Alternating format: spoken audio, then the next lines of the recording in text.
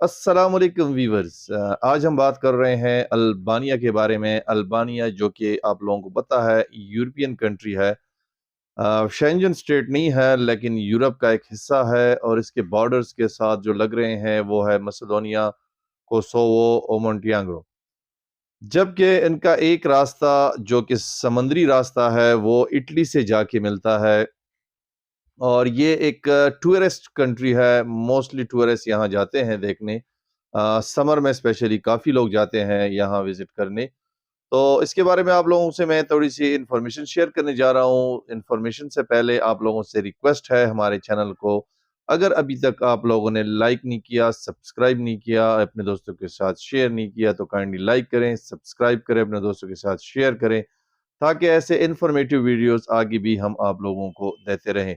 अच्छा, तो अब बिस्मिल्लाह करते हैं और शुरू करते हैं कि असल में जैसे कि आपको पता है कि अल्बानिया पहले इनका सिस्टम ये था कि पाकिस्तान में कि कोई एम्बेसी या कौंसलेट नहीं था, तो इनके वीज़ा के लिए पाकिस्तान से या तो इस्तांबुल जाना पड़ता या कायरो जाना पड़ता, जहाँ पे उनकी एम्बेसीज़ या कौंसलेट काम कर रहे हैं और वहीं पे हम अपने केसेस सबमिट कराते।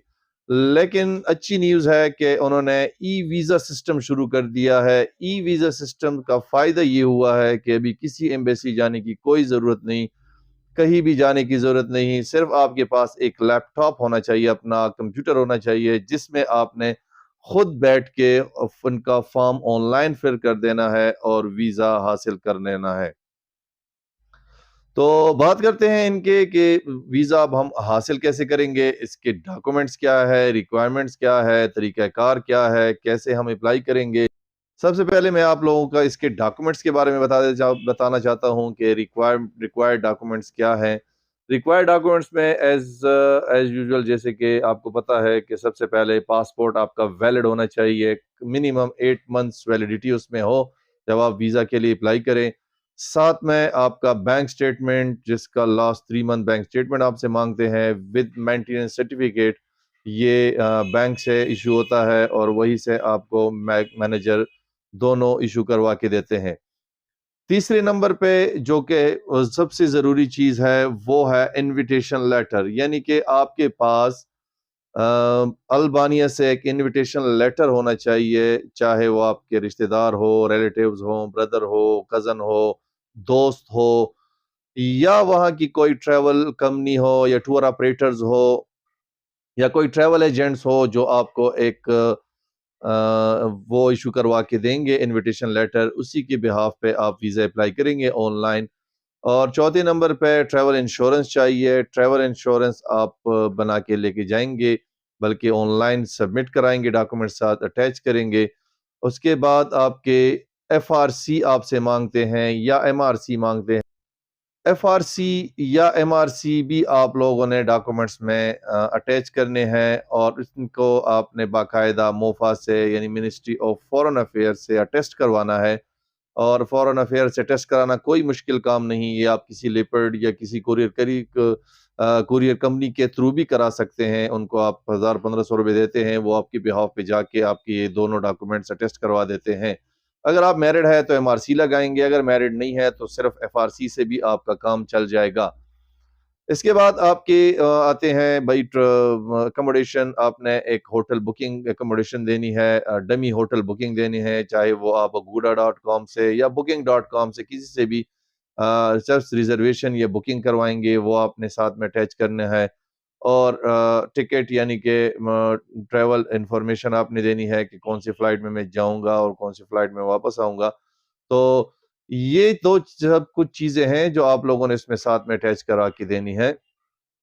और इसके अलावा एक और चीज़ है वो है कवर लेटर या ट्रैवल प्लान। कवर लेटर और ट्रैवल प्लान एक ही चीज़ है तकरीबन।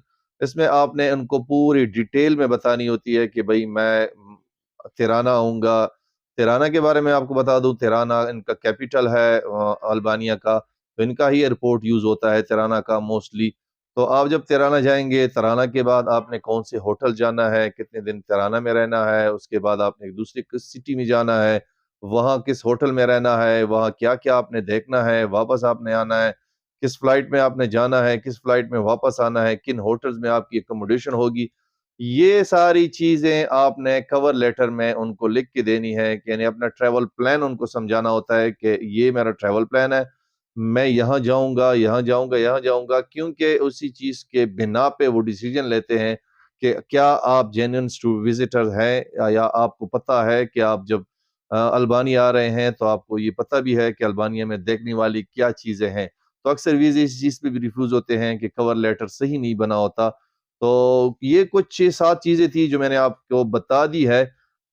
ये डॉक्यूमेंट्स आपके पास हो तो आप ऑनलाइन जाके, इनका वेबसाइट है वो मैं नीचे डिस्क्रिप्शन में भी दे दूँगा, और आगे मैं उसके बारे में अभी लैपटॉप पे जाएँगे, और लैपटॉप पे आपको मैं थोड़ा-सा तरीके भी समझा दूँगा, थोड़े हाइलाइट्स समझा दूँगा कि आप कौन से लिंक्स पे जाएँगे और अप्लाई कैसे करेंगे।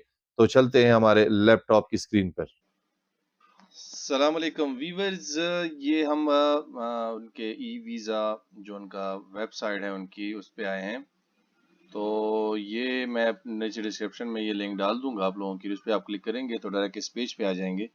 इस पेज पे शुरू में आप लोग अपना लॉगिन बनाएंगे, अगर ऑलरेडी लॉगिन वो है बनाया हुआ है तो ठीक है, अगर नहीं तो रजिस्टर करेंगे आप खुद को। तो ये रजिस्टर पे क्लिक करने के बाद यहाँ पे आपसे फर्स्ट नेम मांगेंगे, middle name, last name, nationality, email address, और जो पासवर्ड आप रखना चाहेंगे वो आप यहाँ पे रख देंगे। तो हमारा ऑलरेडी लॉगिन बना हुआ है तो हम उसी से लॉगिन होते हैं।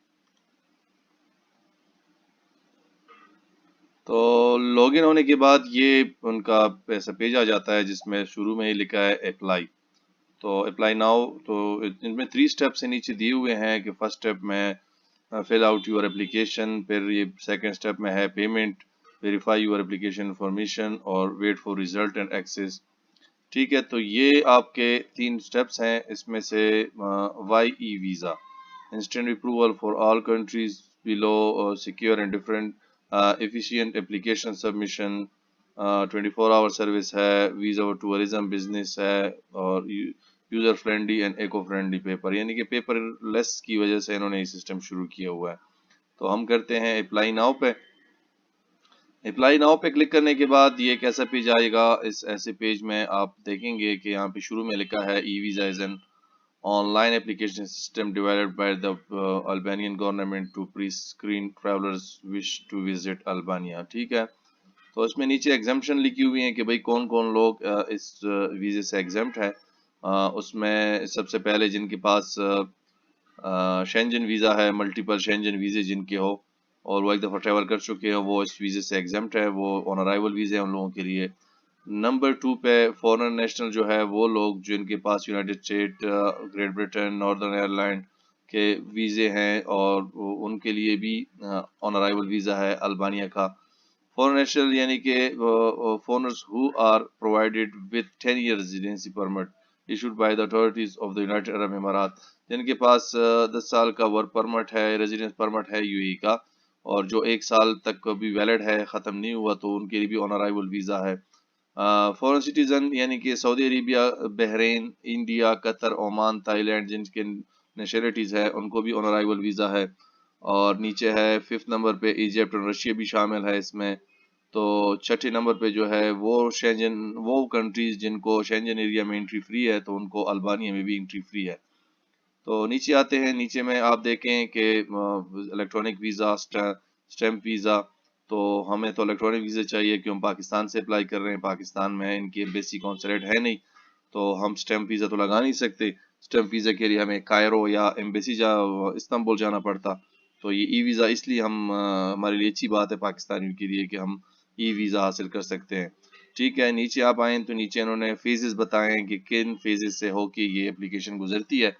तो फर्स्ट फेज में वो कह रहे हैं कि भाई आप visa application process only accepted if it is completed online, अगर आप ऑनलाइन सबमिट करते हैं, और लेकिन उसके लिए आपको अल्बानिया से बाहर होना पड़ेगा जब आप फीस पे करें।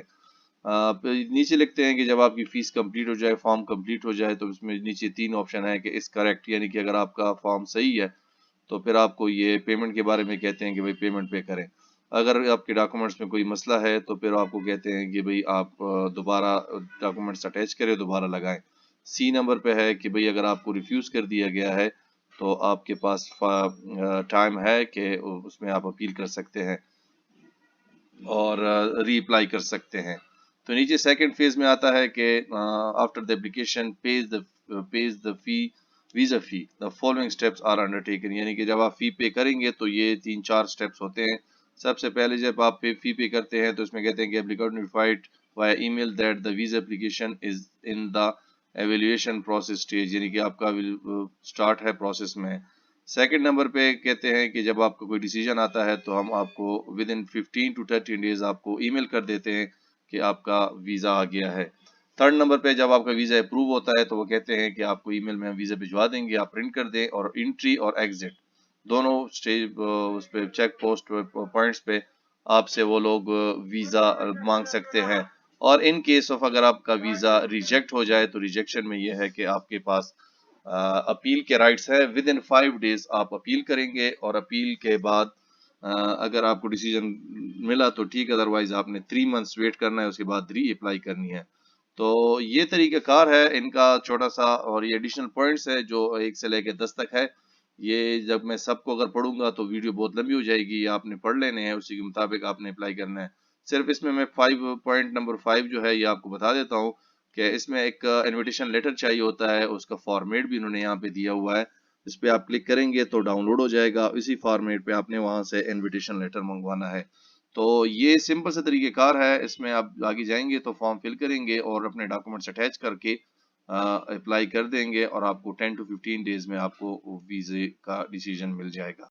तो दोस्तों ये कुछ आप लोगों को मैंने इनके फॉर्म के बारे में थोड़ा समझा दिया है कि किस वेबसाइट पे जाएंगे, कौन से लिंक्स आपने क्लिक करने हैं, डॉक्यूमेंट्स आपने कौन-कौन से देने हैं। तो ये आप डिस्क्रिप्शन में इसका लिंक पड़ा होगा, आप खुद इसको ओपन करें, खुद अप्लाई करें, किसी से राब्ता या किसी को पैसे देने की ज़रूरत नहीं है। अगर आप खुद समझदार हैं, खुद कर सकते हैं। और इन केस अगर आप ये खुद नहीं कर सकते तो हम अपने नंबर आपको दे देंगे, उसमें आपने सिर्फ वॉइस या टेक्स्ट करने हैं और हमसे जो भी आप लोगों को इन्फॉर्मेशन चाहिए हम देंगे, हेल्प करेंगे। अगर केस आप लोगों ने हमसे करवाने हैं तो फिर हम उसके आपको फिर राब्ता भी करेंगे उसी नंबर्स पे जो आप लोगों ने दिए होंगे, और खुद अगर आपका केस हम लेंगे तो आपसे खुद इस चीज़ के बारे में डिस्कशन करेंगे। यही इन्फॉर्मेशन थी। उम्मीद है आपको थोड़ी बहुत इन्फॉर्मेशन इस वीडियो से मिल गई होगी। आगे भी हमारे ऐसे ही वीडियोज़ आप लोगों को मिलती रहेंगी। काइंडली सब्सक्राइब करें। अपनी दुआओं में याद रखिएगा। अल्लाह हाफ़िज़।